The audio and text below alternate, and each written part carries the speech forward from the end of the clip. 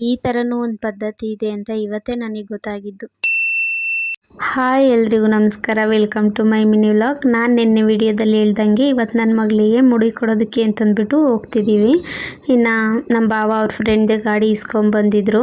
ಎಲ್ಲರೂ ಇದರಲ್ಲೇ ಒಂದು 9 ಜನ ಹೋಗ್ತಿದ್ದೀವಿ. ಹಂಗಾಗಿ ಇನ್ನು ನಾವು ಗಾಡಿ ಪೂಜೆ ಎಲ್ಲ ಮುಗಿಸ್ಕೊಂಡು ಯಾರ್ಯಾರು ಎಲ್ಲೆಲ್ಲಿದ್ರು ಅವ್ರನ್ನೆಲ್ಲ ಪಿಕಪ್ ಮಾಡ್ಕೊಂಬಿಟ್ಟು ದೇವಸ್ಥಾನದ ಹತ್ರ ಬಂದ್ವಿ. ನಾವು ದೇವಸ್ಥಾನಕ್ಕೆ ಬರೋ ಅಷ್ಟರಲ್ಲಿ ಪೂಜೆ ಆಲ್ರೆಡಿ ಸ್ಟಾರ್ಟ್ ಆಗಿಬಿಟ್ಟಿತ್ತು.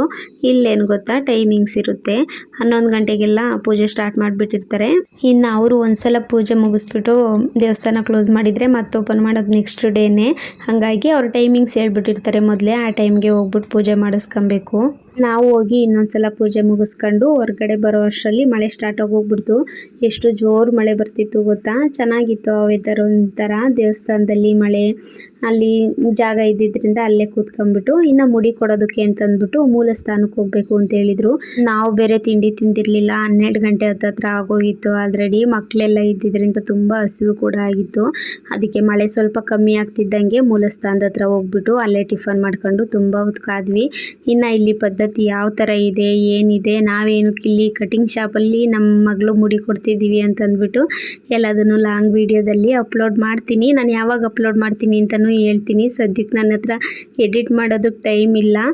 ಇಲ್ಲಿ ಪದ್ಧತಿ ಯಾವ ಥರ ಇದೆ, ಹೆಂಗಿದೆ, ನಮ್ಮ ಮನೆ ದೇವ್ರು ಯಾವುದು ಅದನ್ನೆಲ್ಲ ನಾನು ಲಾಂಗ್ ವಿಡಿಯೋದಲ್ಲೇ ಹೇಳ್ತೀನಿ. ನಮ್ಮ ಮನೆ ಹೆಣ್ಣು ದೇವ್ರ ಹತ್ರನೂ ಹೋಗಿದ್ವಿ, ಭದ್ರಕಾಳಮ್ಮ ಅಂತಂದ್ಬಿಟ್ಟು. ಅಲ್ಲಂತೂ ಇನ್ನೂ ಚೆನ್ನಾಗಿತ್ತು. ಅಲ್ಲೊಂದು ಸ್ಟೋರಿನೂ ನಡೆದೋಯ್ತು. ಅದೆಲ್ಲ ಯೂಟ್ಯೂಬಲ್ಲಿ ಅಪ್ಲೋಡ್ ಮಾಡ್ತೀನಿ. ಇವತ್ತಿಗಿಷ್ಟೇ, ಬಾಯ್.